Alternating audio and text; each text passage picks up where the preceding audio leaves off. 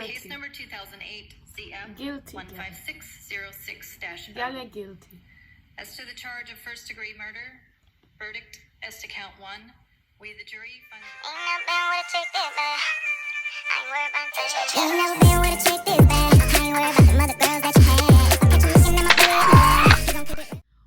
What's good, gang? It's your girl Sheika, or some may know it's your girl Roseek, and I'm back with another banger, another video. You feel me? How you guys been? How you been? I've been good.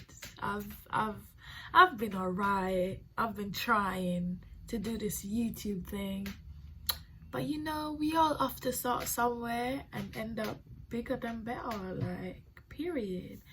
But guys, welcome back to yet another video. Welcome back to another banger. As you guys see by the title, today I'll be doing a reaction to basically just a crazy story. The title of this video is There's Something About Casey. So I haven't watched it before, I didn't see it before, so I'm doing literally a live reaction with you guys. So whatever you're gonna find surprising, I'm gonna find surprising as well. But guys, don't forget to like, comment, share and subscribe, please. Just because we're on a road to 100k. Why am I saying 100k? You see, I'm just going ahead of time. We're on a road to 100 subscribers. We're on the road to 100 subscribers. But why not say 100k? Speak it into existence. But we're on a road to 100 subscribers. Please guys, share my videos, share my channel, just to help me grow. Do you get what I mean? And don't forget to comment down below what videos you guys want to see me do, what you lot will find interesting. Just let me know in the comments down below. But I don't want to be talking, getting boring, just chatting. I'll be doing a reaction to this. Obviously, I'm gonna react to everything that I see, everything that I decide I want to say something about. I am gonna say something about, no holding back. If you see something in this video that you want to say something about, just immediately go to the comments and comment what you thought about this video. This video is 1 hour long. I'm not gonna watch out this whole video. I cannot. I'm sorry. I cannot. I may skip a few bits. If you want to see this original video, it will be linked below, more likely, because your girl, not 1 hour, please. But let's get right into this video.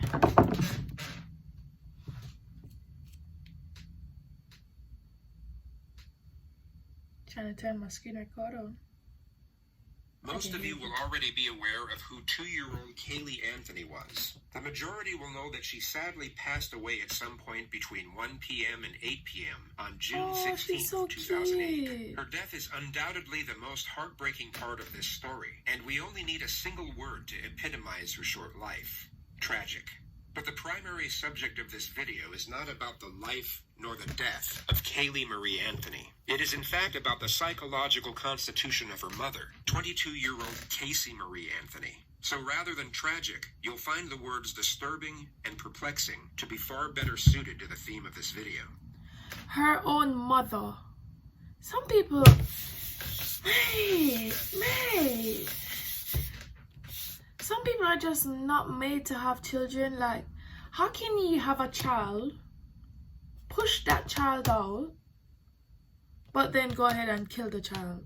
Do you get where I'm coming from? Like, how does that even make sense? Like, I don't think that makes sense. Why then have the child to come and kill the child? So you go through all that pain just to come and kill child.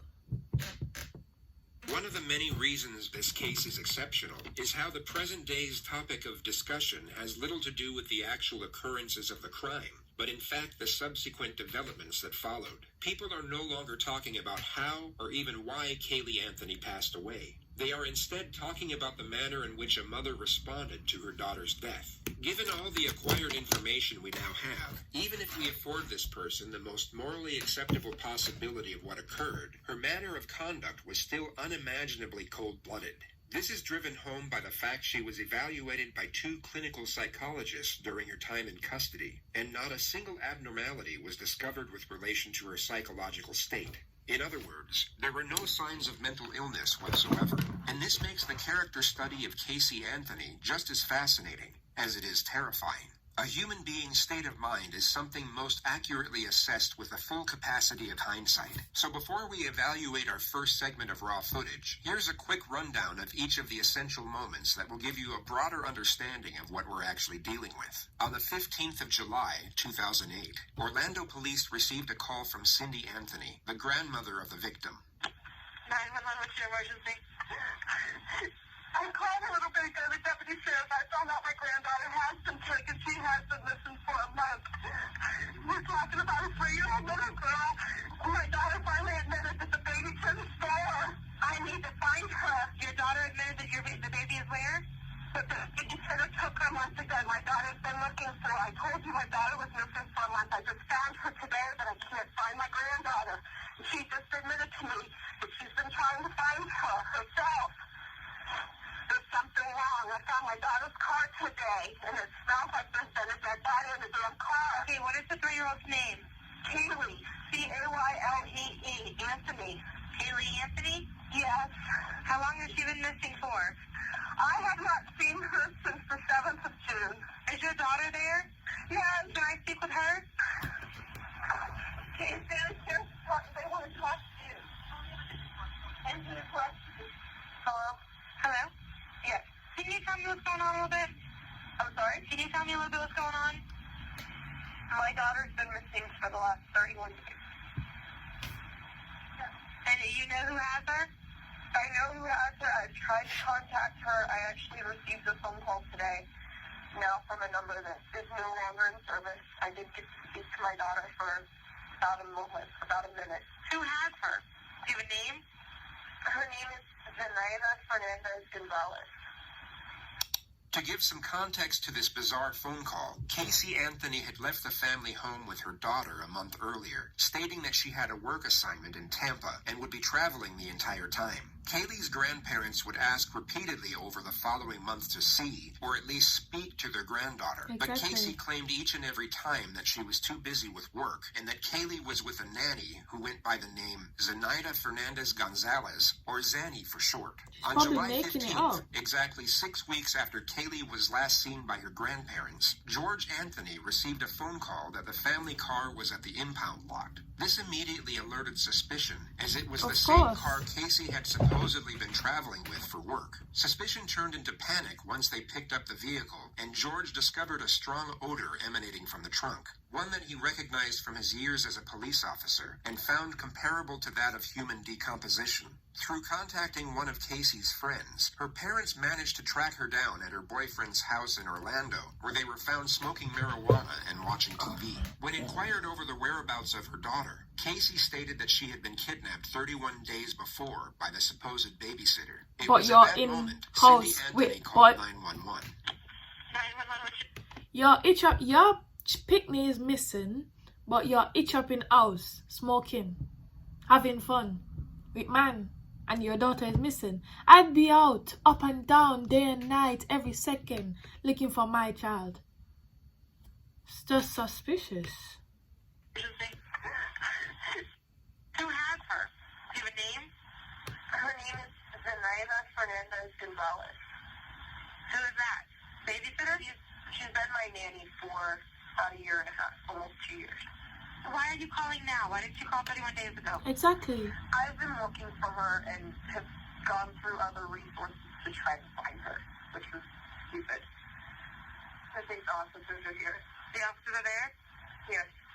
Now let's indulge in the world of fantasy for just a moment and pretend all of what Casey had just stated was true. Exactly. She had indeed been working, and her daughter was in fact kidnapped by the babysitter a month earlier. The Really? immediate premise most would gather would be that Casey had no regard for her daughter whatsoever. In the 911 call, there was no urgency nor concern in her voice, Exactly. and rather than her volunteering information, which most parents would do in a frantic manner, it had to be acquired by the dispatcher through repeated inquisition. All you have to do is compare Casey's dialogue to that of her mother's in the same phone call. One was indifferent, while the other was distraught. True. Police would have picked up on this immediately. Even without the bizarre phone call, the circumstances alone would make Casey the prime suspect in her daughter's disappearance. She was immediately interviewed as a witness, which, unbeknownst to her, was the detective's first step in locking her into as many lies as possible. Day right now is July 16, 2008. The time right now is 04:11 hours. I'm Detective Mellish with the Orange County Sheriff's Office.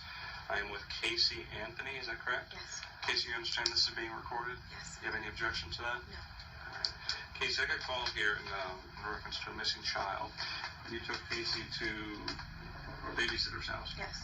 And who was this babysitter? Her name is Zenaida Fernandez Gonzalez. How long had you known Zenaida? Almost 4 years. It'll be 4 years Christmas this year. And where did you meet her? Who did you meet her through? A mutual friend, his name was Jeffrey Michael Hopkins. I met him at Nickelodeon at Universal. I met her through him. She was his son's nanny at the time. Does Jeffrey still work at Universal? No, he does not. How long has it been since he left? About 9-10 months, give or take. He moved up to North Carolina for a short time and moved down to Jacksonville within the last 3 months. How would you characterize your relationship with Miss Anthony? More or less acquaintances, We're very good friends. not very good friends. Did you ever work at Universal Studios? I did. When did you work at Universal Studios? Approximately 2002. How long did you work there for? 1 year. Did you ever work there at the same time that Casey Anthony worked there? I don't think so. You don't recall ever seeing her there? Never. Did you ever introduce Casey Anthony to a woman by the name of Zenaida Gonzalez? I did not. Did you ever use Zenaida Gonzalez as a nanny? No, sir. Do you have any children? No, sir. Have you lived in the Orlando area consistently since 2002? Yes, sir. Have you ever lived in Jacksonville? No, sir. Have you ever lived in North Carolina? No, sir. Did you see Casey Anthony in the month of June of 2008? No, sir. When was the last time you spoke with him? About a week and a half ago. Do you know a telephone number for him? I can find a number for him. I don't know a number offhand. No, I do not. So you met Zenaida through Jeffrey Hopkins. I did. And his son Zach Hopkins, I guess. Zenaida used to watch over Zach. Yes. And when did she start watching over your child? It's been within the last 1.5 to 2 years that she started watching Kaylee. How would you normally drop off, or how would you normally do the exchange with your child and Zenaida? Would you drop the child off? Would she meet you somewhere? I would usually drop her off. For a few months, we would go over to Jeff's house. He lived over in Avalon Park. And you would go to Jeff's house why? To drop off Kaylee. That's where Zenaida would go to watch both of the kids. Okay. It was in a nice centralized area. He had a decent sized house. It was good room for the two of them. Go back to your statement. You dropped off Kaylee June 9th, and walk me through. You dropped her off to go to work? Mm-hmm. Okay. Get off of work. Go from there. I got off of work, left Universal, driving back to pick up Kaylee like a normal day. And I show up to the apartment, knock on the door, nobody answers. So I call Zenaida's cell phone and it's out of service. I didn't really want to come home. I wasn't sure what I'd say about not knowing where Kaylee was. Still hoping that I would get a call or, find out that Kaylee... So she left her daughter at this guy's house with his son, and she went to go and pick up her daughter. No one's answering. She called the nanny's phone, no answer, out of service. Where is the son? Like, I'm trying to figure out where's the son and where's the dad in all of this. Like, are they not gonna ask where's the son and the dad is? Because that just seems so funny to me. Like, where would the son and the dad be? Because if she was looking after the son, the dad would then come pick up the son and the nanny wouldn't be there or something. Do you get where I'm coming from? Do you get what I'm saying? Was coming back so that I could go get her. And I ended up going to my boyfriend Anthony's house, who lives in Sutton Place. Did you talk to Anthony about what happened with Kaylee? No, I did not. Have you talked to anyone about Kaylee, about your incident with Kaylee? Or the fact Outside that of she's missing? a couple people, a couple mutual friends. Who did you talk to about it? I talked to Jeffrey Hopkins. Mhm. I talked to Juliette Lewis. She's one of my coworkers at Universal. She works, you still work at Universal? Yes, What do you do at Universal? an event coordinator. Okay, what is Juliet, what position is she, where she works? She's also an event coordinator. We work in the same department. Juliette Lewis doesn't exist. Casey had briefly worked at Universal, but hadn't been employed there for over 2 years prior to this interview. And she wasn't an event coordinator. She stood behind a kiosk and sold photos of people after they had been on the Incredible Hulk ride. You have a number for Juliet? Offhand, I can't think of one. Is she in your SIM card? No, she's not. Some of the more recent numbers, her number just changed because she just moved back up north. She, within the last 2 months, has finished moving up to New York. She's subleasing her apartment. So Juliet doesn't work at Universal anymore? No, she does not. This girl is getting her What's the reason, story I'll up, ask you this man. Before I'll ask you just for the record, what's the reason you didn't call the police before? I think part of me was naive enough to think that I could handle this myself, which obviously I couldn't.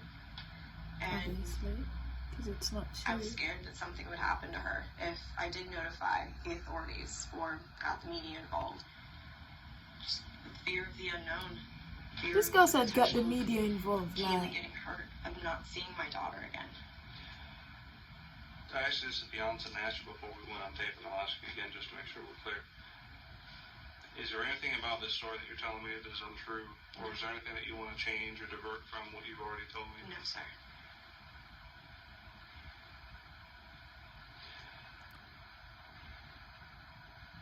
Did you cause any injury to your child, Kaylee? No, sir.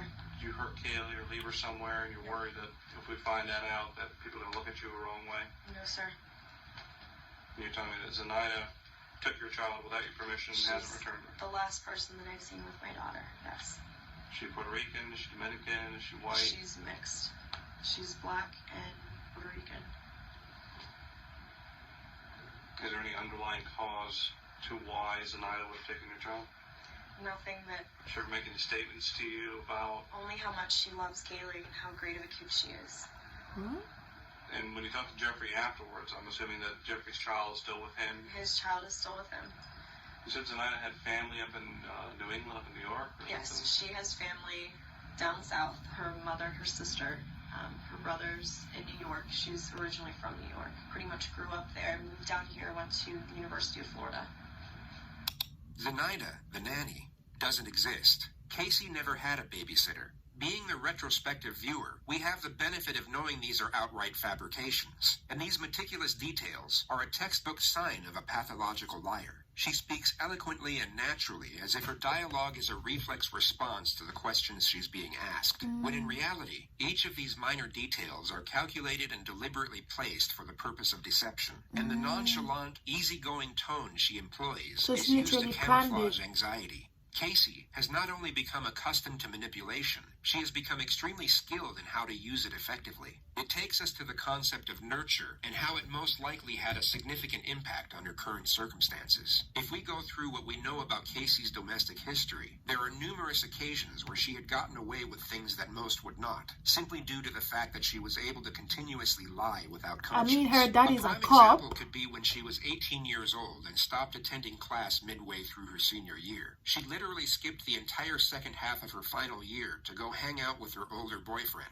Her parents became suspicious on several occasions, yet each and every time, Casey had some whimsical excuse to which she was given the benefit of the doubt. Then just days before graduation, her parents were informed by the school of her truancy and that she would not be graduating. When confronted, Casey's excuse was that her timetable was mixed up by the school, causing her to miss classes through no fault of her own. This is obviously a completely baffling excuse that no sane person would ever believe. Yet, whether it be through denial or an overprotective nature, Casey's parents not only took her at her word, but even shielded her from the consequences of her actions. They lied to all their family friends that she graduated with honors, and even threw her an extravagant graduation party the day after. So this is just the one parents of are many liars occurrences as well where then. Casey faced no ramifications for misconduct. It seemed to give her the belief that no matter what she did, as long as she could spin one lie after another, or at least drag a lie out for as long as They possible, believe her. everything would work itself out. The truth is that everything did work itself out when she was dealing with her parents, and she evidently thought Exactly. the same rules applied with regard to national law and a missing child's investigation. No. After the initial statement you just heard, Casey was asked if she could take police to all places of interest. She happily obliged, and then proceeded to lead them to a multitude of fake addresses which she had nothing to do with. She then took them to her supposed office at Universal Studios and literally led 3 senior investigators to the very end of the building, taking over 25 minutes to walk to, before she finally turned around, put her hands in her back pockets, laughed, and admitted that she didn't work there. Completely dumbfounded, the detectives placed her under arrest and took her to a conference room in the building for what was essentially an interrogation. Since I left you this morning, I've gone to every address that you've told me. I came over here, I've already talked to all the employees. I found out all these names that you're giving me are people that either never worked here or have been fired here for a long time ago. Okay, so where we are right now is in a position that doesn't look very good for you. Because obviously, I know, and you know, that everything you told me is a lie, correct? Not everything that I told you. Pretty much everything that you've told me, including where Kaylee is right now. That I don't know where she is. Sure you do. And I here's, absolutely listen, let do not know where she is. me explain something. Looking at you, I know that everything that you told me is a lie. This girl really think these cops are some idiots, you know. She's like proper carrying on with her lie, all of that. Like, girl, get yourself together and just tell them where the baby's body is. Like, white people are so crazy. I'm sorry. I'm sorry to say, but you have some crazy black people as well. But white people, some next level thing, mate. I'm very confident, just by having talked to you this short period of time, that you know where she is. I legitimately have not seen my daughter in 5 weeks. I didn't let anything happen to her, except I trusted her with somebody that had been taking care of her, that had been taking good care of her, someone that she was comfortable with, that I was What comfortable with. about Jeff? You said Jeff worked here until about 2 months ago? No, he hasn't worked here for quite a 10 while. months? How long? It's been at least 10 months. Okay. He got fired in 2002. He hasn't been an employee here since 2002. We put a lot more together than I think you realize we put together. My question to you is, we're in this office because our purpose in coming here was to do what? I'm trying to think of places where I know she's been. You're not answering the question. Do you want us to help? Yeah, You want to help us find your daughter? I do want you to. Well, a good starting point would be to answer the questions, okay? If I say to you, we're here because, and you just ignore that, like I never asked it, and go off in some other direction, is that answering the question? No. Okay. Well, let's go through this again. We're here because. Because I lied, because I brought you up here, and honestly, I was reaching. That cop a while ago was so serious. He was like, listen, don't play with me. Don't play with me right now. A little girl's life is in danger. Don't play. No, stop right there. I want you to tell me how lying to us is going to help us find your daughter. Well, the main thing you want to do is find your daughter, and you don't think lying to us is going to help us find her. Why would you do that? She's crazy. That's why. And I know I'm running out of options. It's been a month. What are you scared of? I'm scared of not seeing my daughter ever again. I'm a parent too. I would have been beside myself. I have been. I would have called the police immediately, and that's the part that I just don't understand. Well, I we've didn't know got so what many to do. resources out there that we could help on day one. You didn't know what to do. I didn't know what to do. At that point, I'm thinking, okay, they haven't been gone that long. Maybe I can find them. Maybe I can track them down. We're not stupid, okay? And what you're doing right now is you're treating us like Exactly. Stupid. Like Everything. You know, you give Kaylee to someone and you don't want anyone to find out because you think you're a bad mom, or something happened to Kaylee and Kaylee's buried somewhere or in a trash can somewhere, and you had something to do with it. That's Either way, right now is not a very pretty picture to be painting. You're painting yourself as a very bad person. It needs to end. The truthful thing is that I have not seen my daughter. The last time that I saw her was on the 9th of June. Remember we had those 2 people that we were talking about, the person who had an accident and a person who's just a cold-blooded, callous monster?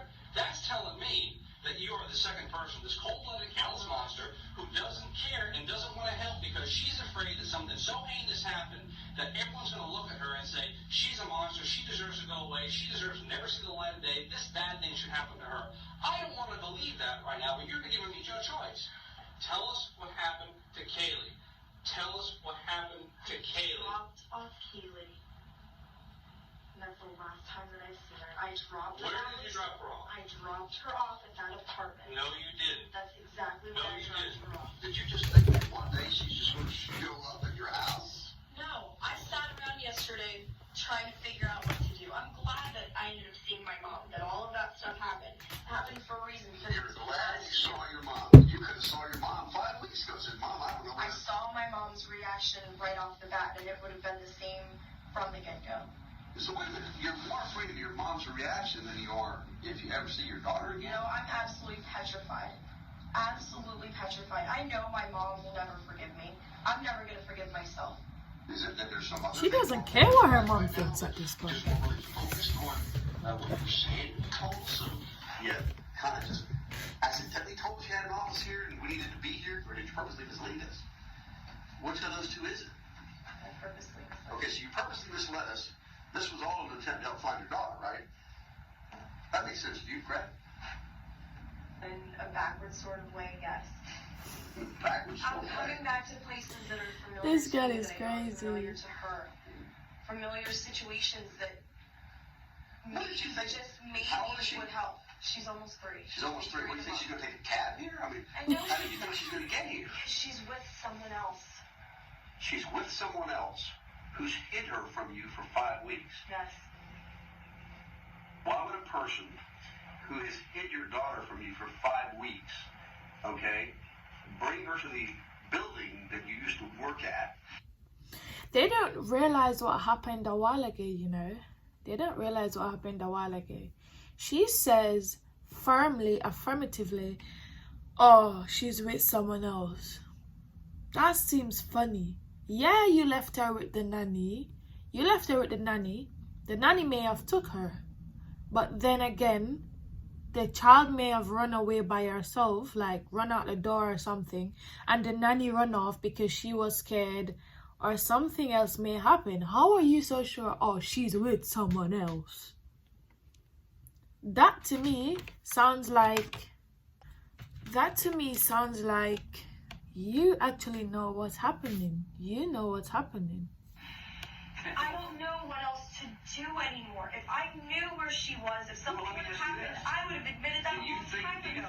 Do you believe making up more lies to tell us what happened? She's with someone that I absolutely do not trust, and that I'm absolutely scared that That you don't trust yet was babysitting your daughter for a year. I don't trust her now because of what happened. Who did you call first? Who did you go to for help first to help try to find her? No one. Oh, no, okay. All right. Okay. Well, I'm glad we got that straightened out. Casey was then taken to the county jail, where she in the evening hours was able to make a phone call and just happened to see her mother on the local news moments before speaking to her. Casey? Mom. Hey, sweetie. Oh, I just saw your nice little cameo on TV. Which one? What do you mean, which one? Which one? I did 4 different ones, and I don't know. I haven't seen them all. I've only seen 1 or 2 so far. You don't know what my involvement is and stuff? Casey. Mom. What? No. I don't know what your involvement is, sweetheart. You're not telling me where she's at. Because I don't f***ing know where she's at. Are you kidding me? Casey, don't waste your call. No. Scream and holler at me. Waste my call sitting in the jail? Whose fault is you're sitting in the jail? You're blaming me that you're sitting in the jail? Not blame yourself for telling lies. You mean it's not your fault? What do you mean it's not your fault, sweetheart? If you'd have told them the truth and not lied about everything, they wouldn't. Do me a favor, just tell me what Tony's number is. I don't want to talk to you right now. I don't have his number. We'll get it from Lee because I know Lee's at the house. Get Tony's number for me. Hey, Hey, can you give me Tony's number? I can't do that. I don't know what Bill Good's going to do at this point. Well, I'd like to talk to him anyway.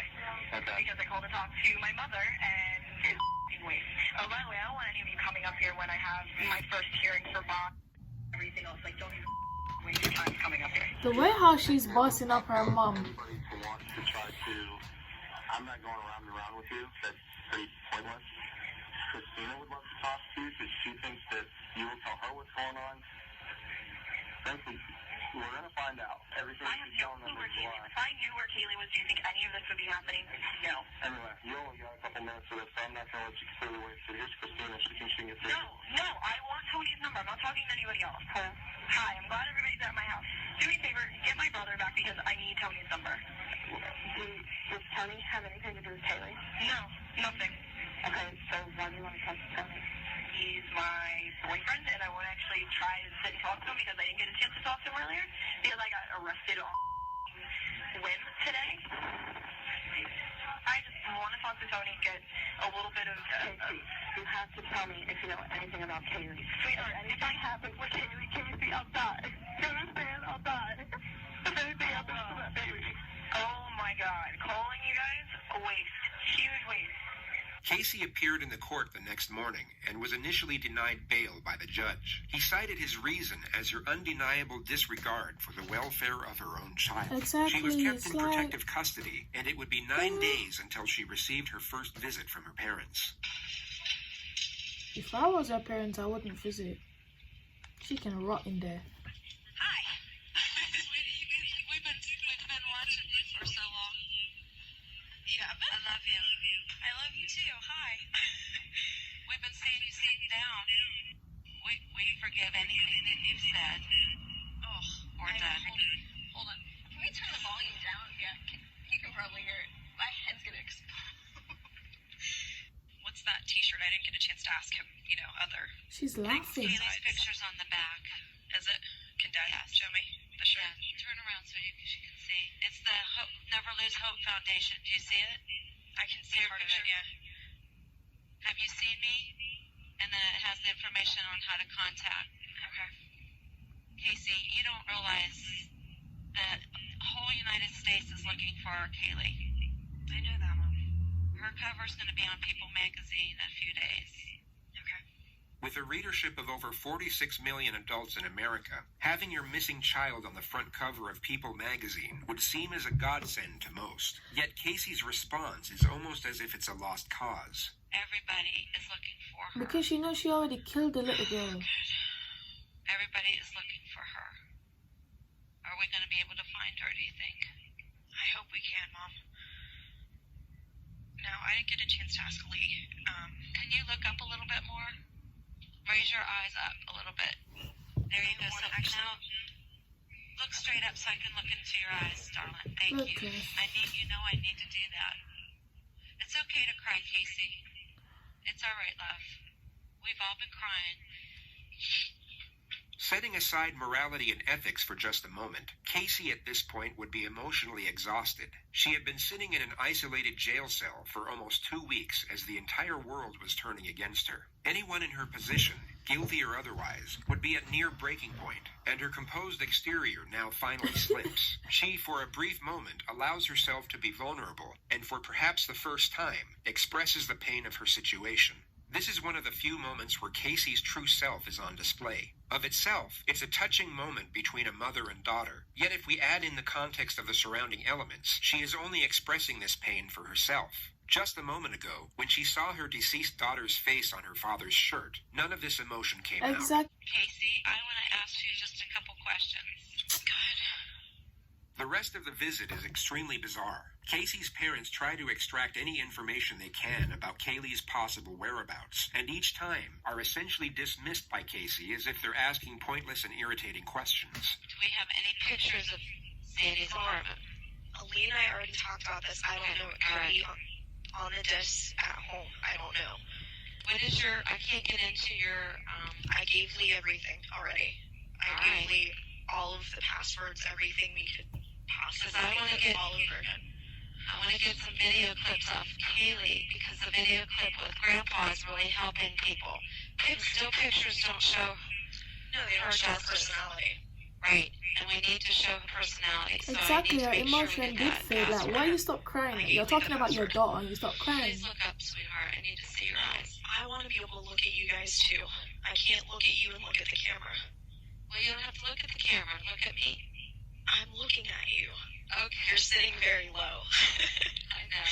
The exchange switches back and forth from inquisitive and challenging to sympathetic and loving, and every time her parents stop inquiring over the case and show that they still care about Casey herself is when the tears come out. Do you want to speak to your father now? Sure. Okay. Hey, gorgeous, how you doing? I look like hell. Well, you know something?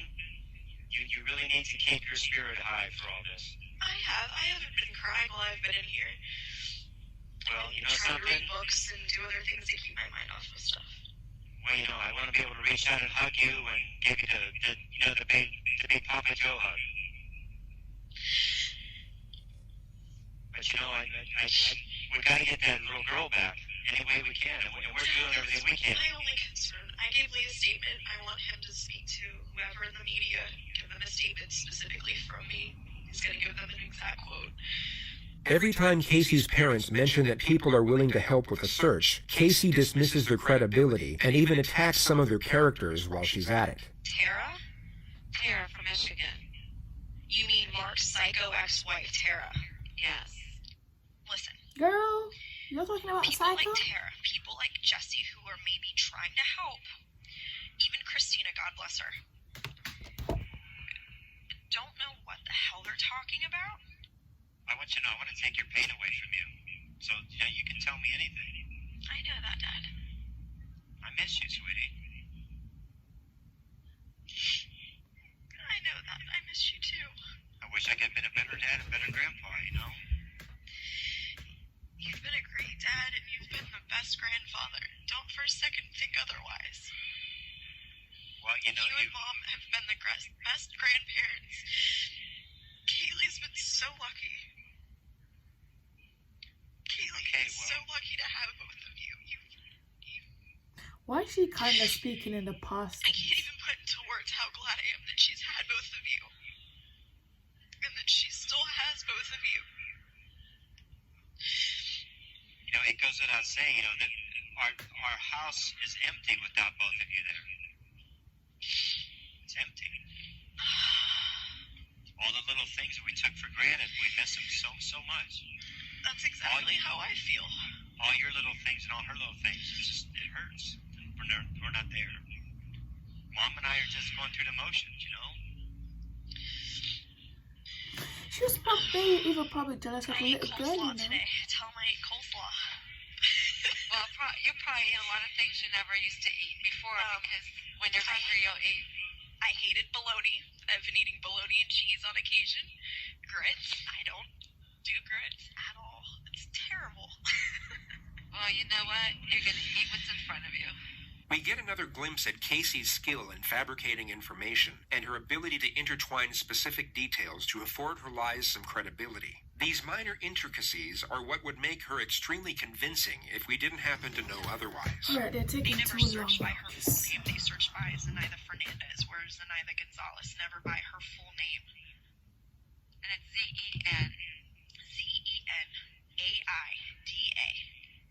I don't think she has a middle name. There was never a middle name on anything that I remember seeing. And I know she went by both last names. She always has. Since she was younger, since her mom remarried. So Flores Gonzalez, and you don't know what her stepdad Fernandez Gonzalez. But you don't know what Fernandez. The first segment of footage shows the arresting officer waiting with Casey for the lead investigator to arrive. He initiates the conversation by bringing up the subject of Casey's parents. He asserts that he's worried about them, but the actual message he's putting across is that he essentially knows Casey is guilty and that she isn't fooling anyone. It's an indirect yet obvious accusation. I was afraid that some of what I said to them probably offended them because I told them that if I find out something that you don't want to hear, I'm going to tell you what.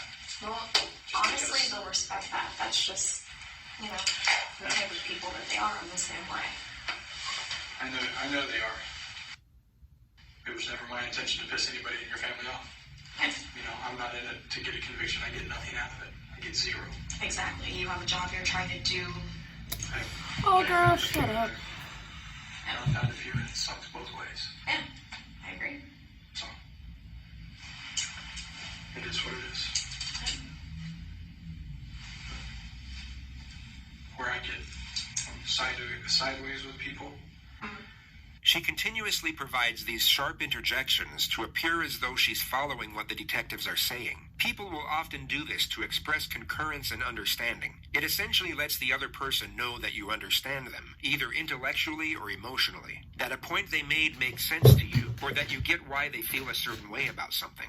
The only problem here is that Casey's verbal reciprocation at times makes no sense whatsoever. What's fascinating is that this would go unnoticed in an everyday setting. When recorded on film, however, and able to be studied and scrutinized, it becomes far more distinctive. She wasn't listening. Sideways with people tends to be when attorneys get involved. I've heard most people say that. They don't like attorneys very much. I have many family members that are attorneys. I have no problems with attorneys. What I have problems with are, at some point, we have to set aside the rules, and we have to find kids. And you know what? So be it. That's why I told you in the car. You know, if you tell me anything now, I'll get up and say, yep, I heard it, and she'd already invoked it. We can't use any of it. That's just the way it is. That's all that matters to me.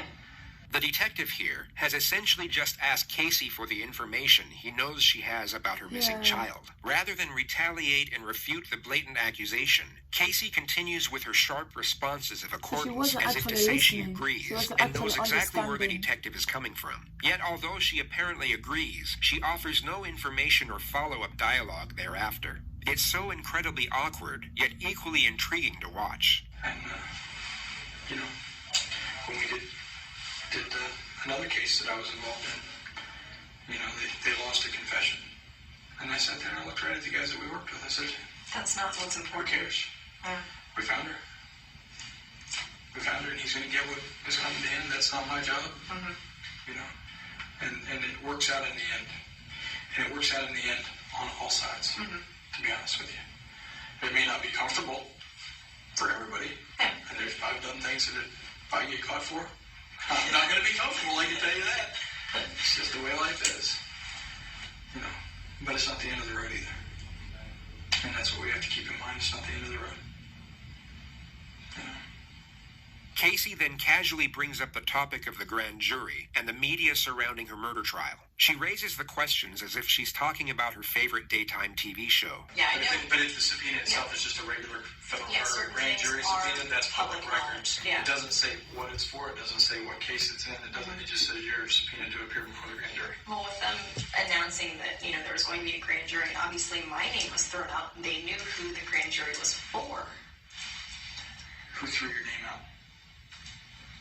All of the media said that it was from an inside source, meaning in here. So that's where they all say is. I can tell you what I think of the media, what I think of people who lead up to the media. I think it's garbage. Yeah, but I agree. That's the next. That doesn't make it any less necessary. Without them. She's so accustomed to giving these ungenuine responses at every given opportunity that she doesn't even know where to place them correctly. This response should have been given 2 seconds earlier when the detective finished his declamation, not when he started a new sentence. It's so incredibly aggravating to watch. I'll be quite honest, without the media, we don't find a quarter of the kids that we... Oh, I agree. It helps. The exposure has helped bring in so many tips for my daughter. But at the same time, what it creates is it creates a monster that otherwise isn't necessary. Exactly. The tips are what the tips are. If it was a local Well, if you say one more time, I'll punch you in the face. Yeah. When you make it the national media, then you come up with... You get the Nancy Graces. Well, you get the tips also that come from Hawaii that say, I saw Kaylee. Oh, really? Okay, let me call Hawaii, let me send them out, let me do that. Ones that are a little bit closer. Those are what I consider local, because the local stations are going to cover that. That's contiguous to the state of Florida. It's not. When people are only getting their Girl, information from the Nancy Graces At this point, or from Low Magazine or People or, you know, stuff like that. Are you kidding me? You're not going to bring Dad, right? All right. We're going to call him on my cell phone. Okay. I know this is, oh, yeah, that's not good. Put it back there. Just slide your hand out. No, I honestly can't. So they're a little tight.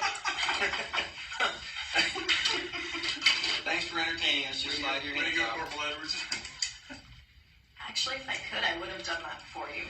Do you know Baez's phone number off the top of your head? No, I do not. How can we get the cell number? Or his number? I know his office number. What is that? 407. I've identified myself, and you know why you're in custody. Yes. And you signed this, you want your attorney present. Yes. Hey, it's Casey. I'm with Corporal Edwards. I know the last name, sorry. I'm at the Sheriff's Department if you'd like to come down and meet with us. Thank you. Yes.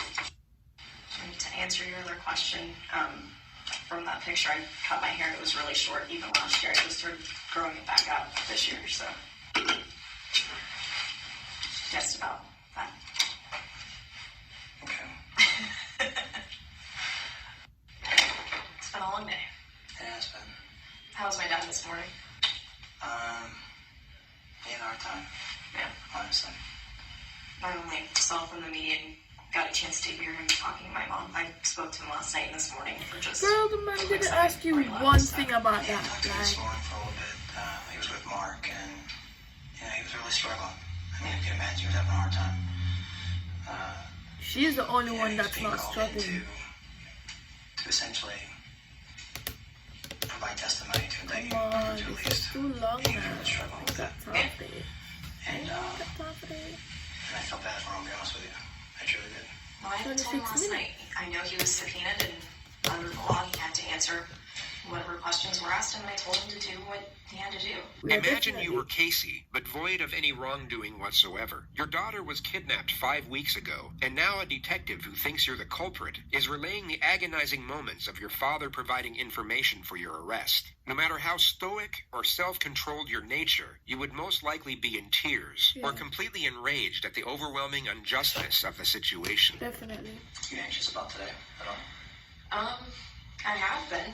I mean, I'm this gonna is skip something this honestly part we've just been preparing because for from the beginning, I've just got because time for her of bullshit. words that were... You can find Request for opportunities to video speak with in the us link and below. come to a resolution here. That's why we brought you here instead of jail. Correct? Yes. Okay. Now, based on your request for us to call him and bring him here, he's here. So what we're going to try to do is give you a few minutes somewhere that's not recorded.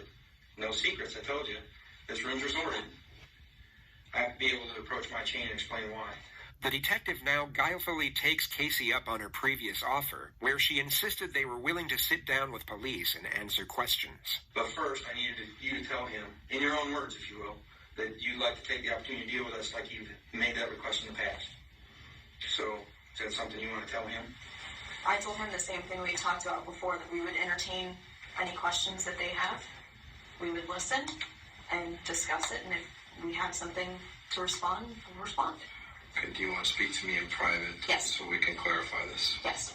It would come as no surprise that no conference was to be had. Casey was instead taken to the county jail, where she would remain for 2.5 years awaiting trial. Once this footage was released to the public domain, the consensus was that Casey at best was a cold-hearted mother, and at worst, a hideous, despicable murderer. But what's curious is that although these opinions may be accurate, they came from a completely misguided notion, being that her behavior in the footage was entirely genuine. Casey was in all likelihood being completely fake this entire time. So you might be curious as to why a person would actually fake such a poised temperament, when it would be far more fitting to fake sadness and despair. We all have aspects to ourselves that are ungenuine to a certain degree. How we act at a business dinner won't be the way we are at home with our close friends or family. The more comfortable the setting, the more we can be ourselves. Those educated on Casey's past would assert that she was rarely sad, rarely angry, but always this bubbly and agreeable personality, even when it didn't suit the situation.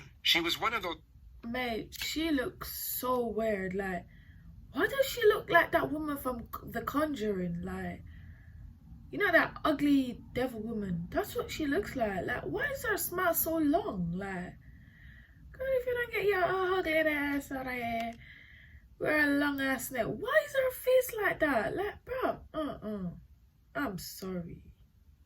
Where something just seemed off, but you couldn't quite put your finger on it. The evidence put forward suggests that Casey was fake in every single setting and with every single person all of the time. A trait that might go unnoticed in everyday life, yet would clearly stand out when shown under the microscope to her in the extraordinary setting we see here. And the assertion is that because Casey knew just how well she could fabricate this character, she thought she could use it to mask her anxiety and thus conceal guilty behavior. Casey, in all likelihood, had little to no regard for her daughter. That's not even an argument anymore. But her true temperament here would likely be far more apprehensive due to the concern over her own welfare. Every time the detective insinuated an accusation, Casey kept the same tone, same demeanor, and same confident, lighthearted disposition. If you took her out of this interrogative setting and placed her in the mall with her friends, it would seem completely normal. She would be faking her personality in both environments, yet we are only able to realize it in one.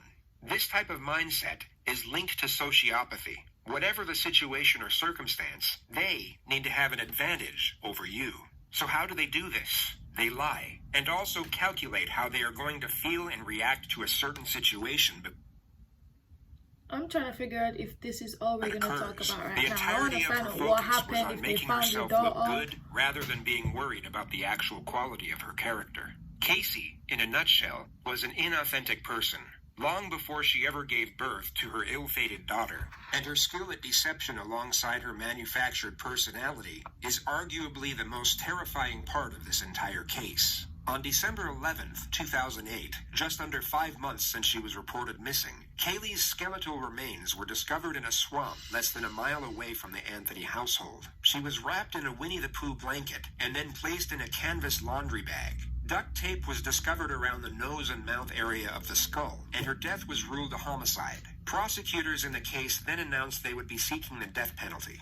There were a multitude of discoveries made in the lead-up to the trial, and many believed it to be an open and shut case due to the damnatory nature of the evidence. On the last day Kaylee was seen alive by anyone other than her mother, and the day many believed she was murdered, Casey Anthony made the following internet searches.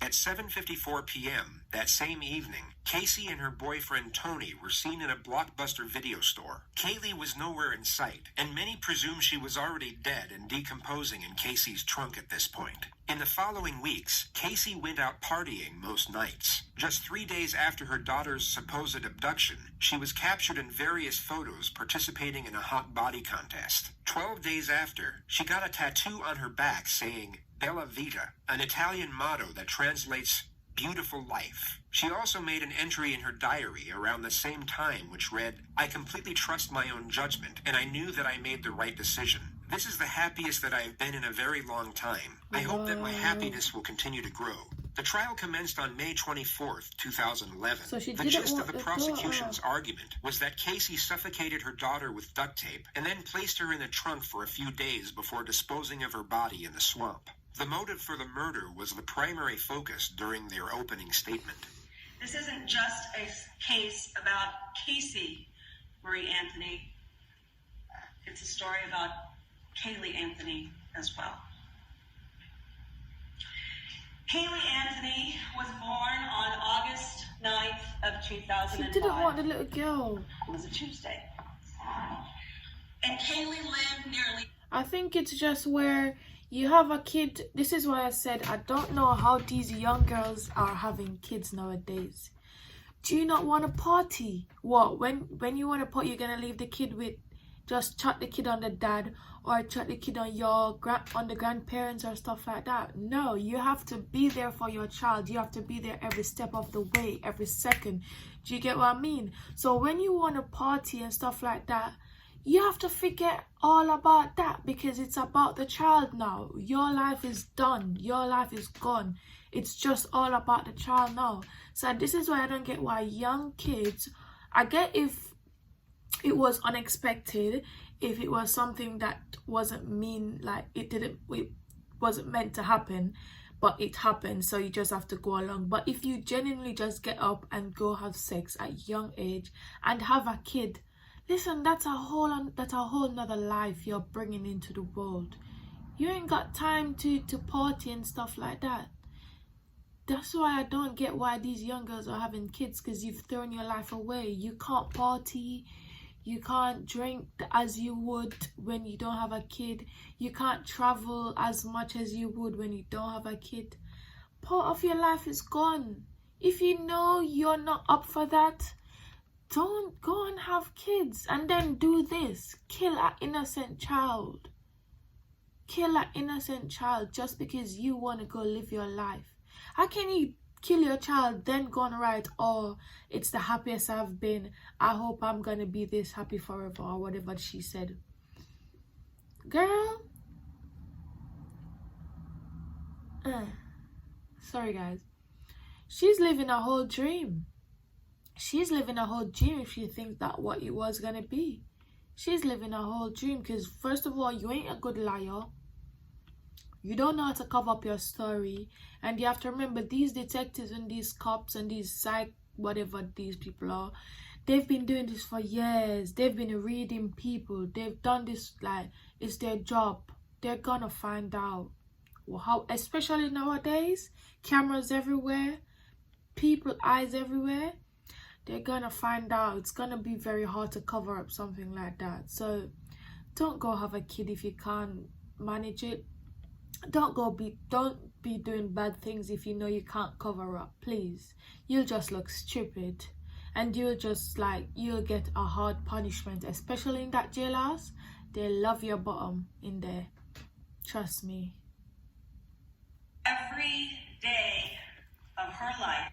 Now she's trying to fake cry. Girl, you weren't crying all along. All along, the detectives were asking about the child. Your parents were asking and telling you about the child. You weren't crying. Don't fake cry in the court now. It's too late, baby girl. It's too late. On a quiet... And it's... Sorry guys. I tell you I'm going to react. It's the fact that this stupid attorney is trying to hush her. What are you hushing her for? I would bang her in the head. That's what I would have done. Don't hush her. She done something very, very terrible.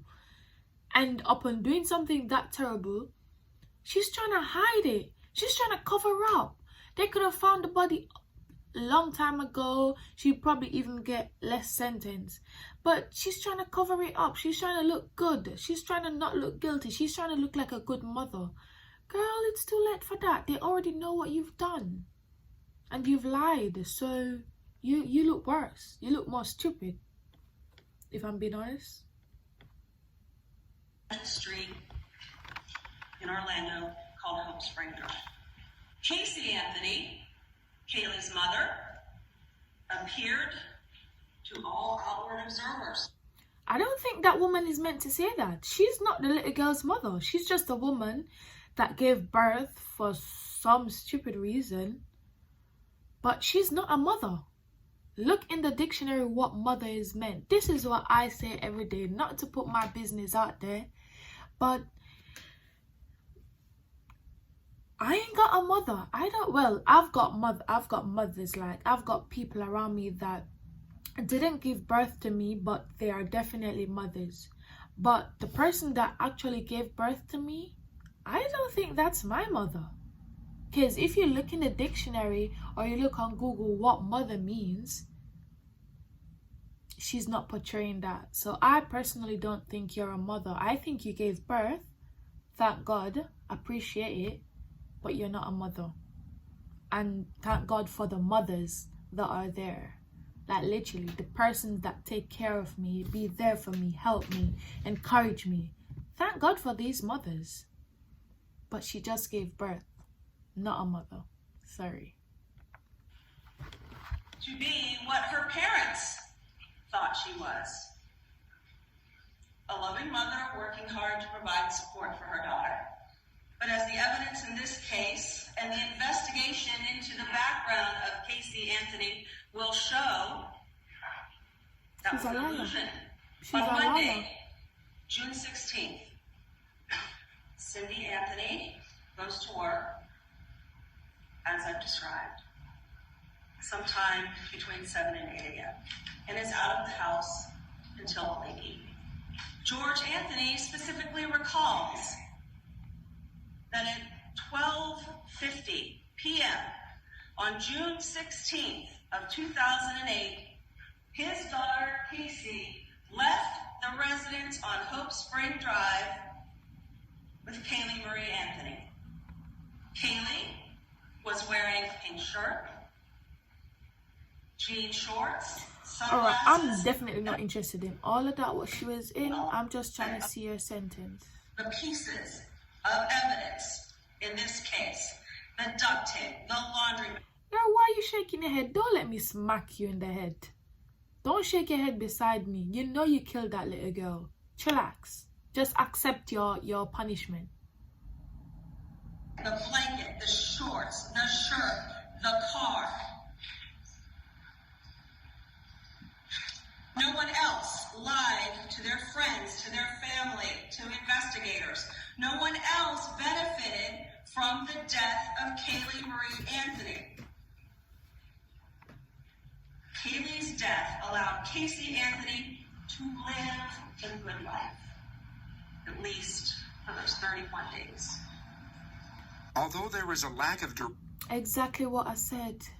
She didn't want the child. She was fed up of the child. The child was getting on her nerves. She couldn't party. She couldn't drink. She couldn't go have fun with her friends. So she killed this little girl. She killed this little girl. That's the reason. And as I said before, if you know you want to have fun, if you know you're a party person, if you know you want to go drink, if you know you want to travel, you can have sex. Do it safely. Don't have a kid. Do you get what I mean? If you're not ready, don't have the kid.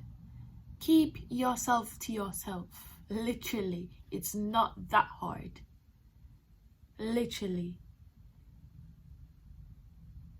Or even if you do that, if you then have that child and decide to yourself, oh, I don't want to do this, or I want to drink, I want to have fun, I don't want to have a child now, come on, give that child up for adoption.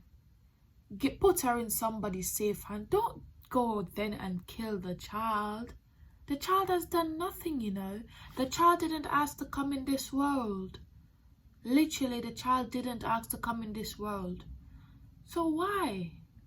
It's just like, what's going on up here? You know, they should literally do that. Like, get humans one day. They should get a bunch of humans and just see what's going on up here. Read, I don't know what they call it, but read. That, do an x-ray or something to see what's actually going on. Because I don't think humans are like in their right mind. Literally. Physical evidence tying the defendant to her daughter's death, the evidence the state actually had still seemed overwhelming, and they understandably thought relying on the facts alone would easily secure a conviction. The defense, on the other hand, were up against it. So not only did they use charm and appeal to sway the jury's attention away from the evidence, they dropped an absolute bombshell in their opening statements to create as much doubt as humanly possible. On behalf of the defense, I want to thank you for the sacrifice that you've made in your jury service and coming here and helping us see justice. We know it's no easy task, and we intend, I'm sure both sides, on getting you home as quickly as possible once you have all of the information that you need. Everyone wants to know what happened. How in the world can a mother wait 30 days before ever reporting her child missing? It's insane. When she drowned in her family's swimming pool. Well, the reason we're all here is because not of the commonality of this tragedy, but of the uniqueness.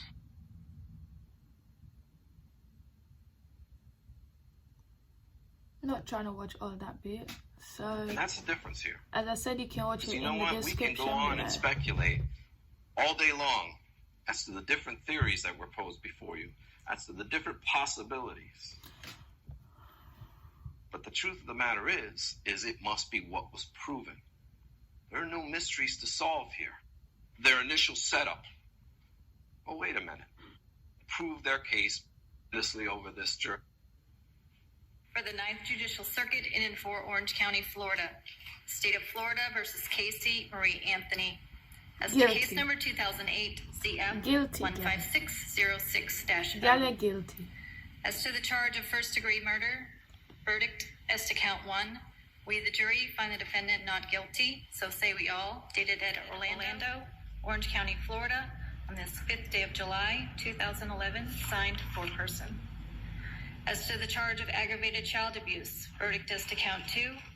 We, the jury, find the defendant not guilty, so say we all, dated at Orlando, Orange County, Florida, this 5th day of July, 2011, signed foreperson. As to the charge of aggravated manslaughter of a child, verdict is to count 3. We, the jury, find the defendant not guilty. So say we all, dated at Orlando, Orange County, Florida, this 5th day of July, 2011, signed foreperson. And juror number 12, were these your true and correct verdicts? Yes. Thank you. Okay. Will counsel and the defendant approach the podium? Well, I hope that this is a lesson to those of you having indulged in media assassination for 3 years, bias, prejudice, and incompetent talking heads saying what would be and how to be.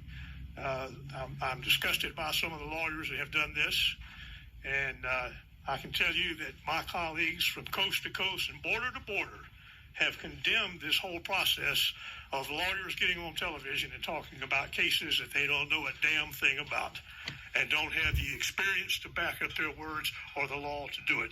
Now you've learned a lesson. And we appreciate the jury, those of you that have been objective and professional. We like it. Others, we're going to be talking to again. Thank you very much. Casey did not murder Kaylee. It's that simple. And today, our system of justice has not dishonored her memory by a false conviction. Alright, y'all. I think something was wrong with that jury. If they want to come for me, they can come for me. Because whether or not I have, like, the profession or I have, like, experience in it, I don't give a shit. She killed that baby. She killed that poor baby. And I'm not backing from that. She killed that little girl. Why else would someone lie about working somewhere, about meeting someone, about babysit another man's son? The man didn't even have a son. Like, how can you find her not guilty for all of them stuff? And she lied so much. She didn't call the police immediately when she found out our daughter was missing, talking about some, oh, I didn't want it to find her myself. I thought I could have handled it myself. Da da da da. That girl, if you don't get the shit out of her, she wasn't even emotional when they spoke about her daughter. It's just like, how did they find her not guilty? That was some bizarre case. I'm gonna have to look into that. Whether I'm a professional, or not, I'm looking into that case. That case cannot be closed just like that. But yo, I think I may have to where is that brush? Sorry guys. I think I may have to study law, because this is definitely something that I am very passionate about. Well, I'm not really passionate about law because I don't really want to get mixed up in the feds business, and I don't do feds like that. But I find it interesting with cases and stuff like that. It's like all the evidence is there, but it's just like you still found the person not guilty.